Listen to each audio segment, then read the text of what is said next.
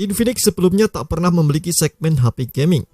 Babak baru pun dimulai ketika Infinix GT Series muncul dengan produk pertama Infinix GT 10 Pro. HP gaming itu meluncur pada 2023. Infinix kini tampak serius menggarap segmen ini.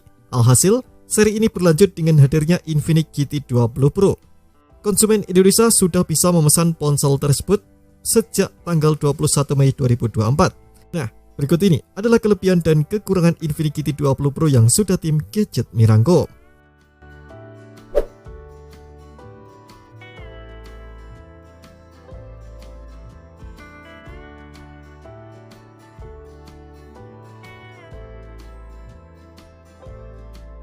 Sebetulnya tak ada perubahan yang signifikan pada desain Infinix GT 20 Pro.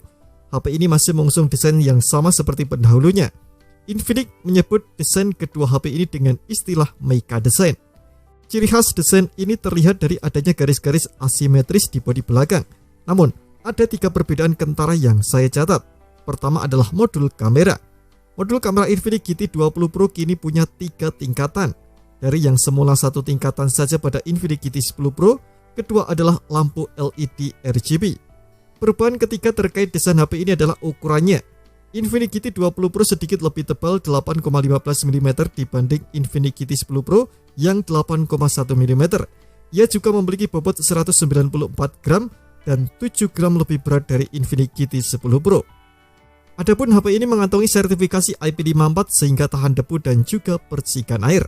Material back cover dan frame HP ini terbuat dari plastik, tersedia dalam 3 opsi warna yang bisa Anda pilih: Mecha Silver, Mecha Orange, dan Mecha Blue.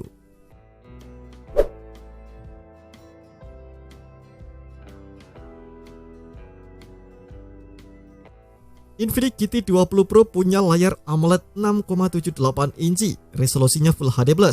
Layar tersebut mendukung refresh rate hingga 144 Hz untuk menjalankan game-game tertentu, serta mendukung 1,07 miliar warna. Refresh rate-nya bisa diturunkan ke 120 Hz ataupun 60 Hz untuk menghemat baterai.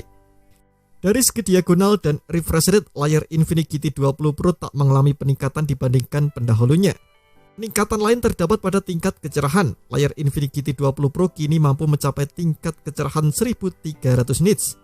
Layar Infinix GT 20 Pro mendukung touch sampling rate hingga 360 Hz. Angka tersebut sudah cukup tinggi, sehingga layar akan responsif dalam mengeksekusi sentuhan jari.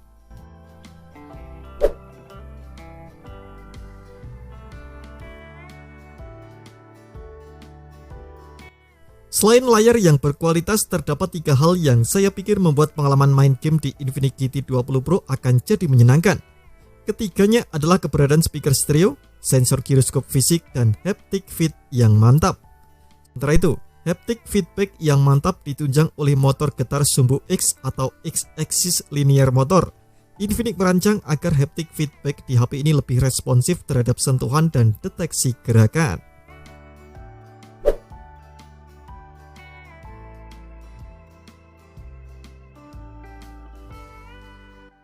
Infinix GT 20 Pro ditenagai oleh dapur pacu MediaTek Dimensity 8200 Ultimate. SoC 4 nanometer ini lebih bertenaga ketimbang Dimensity 8050 yang dipakai Infinix GT 10 Pro. Walau secara mikroarsitektur CPU mirip, Dimensity 8200 Ultimate menggunakan GPU dengan rancangan baru yang lebih bertenaga. SoC ini disokong CPU 8 inti yang formasinya 1+3+4. Rinciannya adalah 1 Cortex A78 berkecepatan 3,1 GHz, 3 Cortex A78 berkecepatan 3,0 GHz, dan 4 Cortex A55 berkecepatan 2 GHz. GPU-nya yakni Mali G610MP6. GPU tersebut dirancang dengan arsitektur Valhalla generasi ketiga dan dapat berlari sampai 950 MHz. Infinix memasang Dimensity 8200 Ultimate di mainboard ponsel ini bersama dengan RAM LPDDR5 8 atau 12 GB serta penyimpanan UFS 3.1 256 GB. Tak lupa, ada juga komponen pendingin vapor chamber. Komponen tersebut punya luas area 73 lebih besar dibandingkan yang ada di Infinix GT 10 Pro.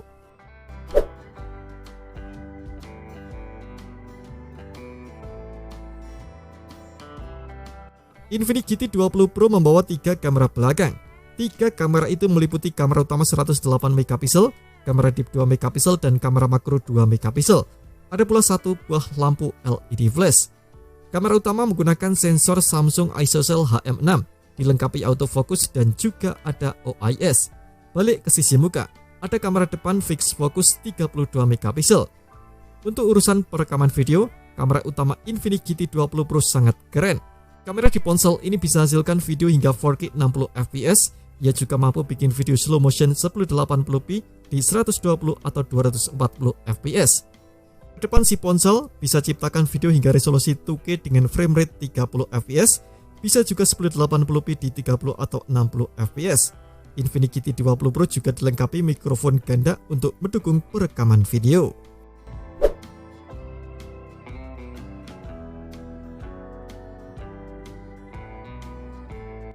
Infinix GT20 Pro membawa baterai 5000 mAh, kapasitasnya sama dengan Infinix GT10 Pro, tapi SoC-nya lebih irit konsumsi daya di Infinix GT20 Pro.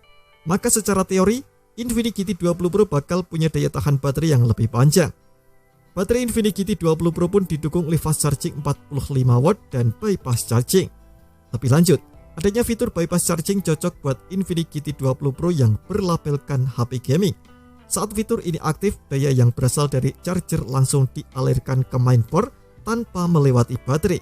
Mekanisme ini membuat HP akan tetap adem walau dipakai saat dicas.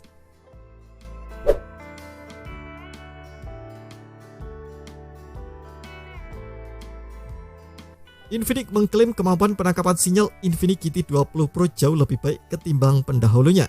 Hal itu lantaran Infinix kini menempatkan antena penangkap sinyal pada area frame samping ponsel.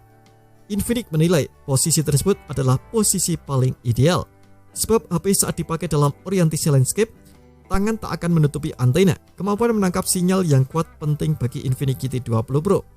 Dengan sinyal yang kuat, baik WiFi maupun seluler, gamers akan terhindar dari insiden yang tak diinginkan seperti lag. Ponsel ini juga menyediakan NFC yang sifatnya multifungsi, sehingga bisa juga untuk menduplikasi kredensial kartu akses. Menariknya lagi, fitur infrared blaster juga tersedia.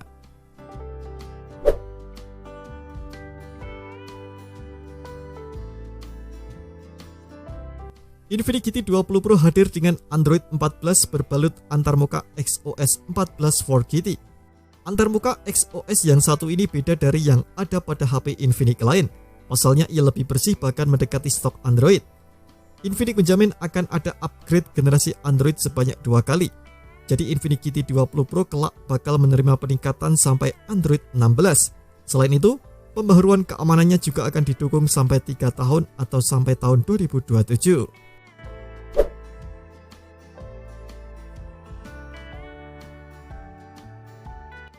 Infinix membekali Infinix GT20 Pro dengan paket penjualan yang lengkap.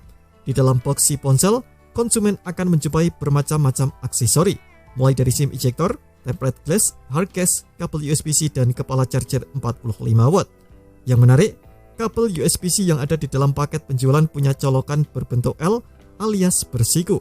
Kabel dengan colokan tersebut itu menguntungkan pengguna khususnya gamer. Pasalnya, kabel tak akan mengganggu meski dipakai sambil dicas.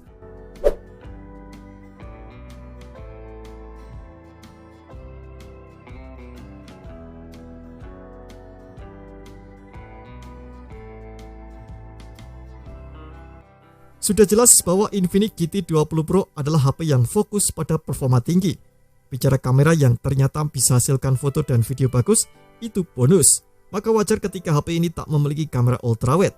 Kamera bukanlah sektor yang ditonjolkan di HP ini. Hanya saja, Infinix GT20 Pro kehilangan kekhasan yang umum dimiliki HP Infinix. Ya, lampu flash yang ada di kamera depan.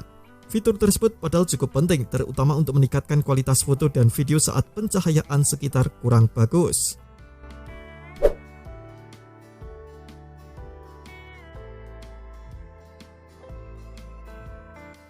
Infinix GT20 Pro kehilangan slot microSD dan audio jack 3,5 mm. Dua fitur tersebut padahal masih ada di pendahulunya. Pengguna pun harus pandai-pandai mengatur penyimpanan ponsel yang luasnya 256 GB. Sementara itu, pengguna earphone 3,5 mm wajib beli converter.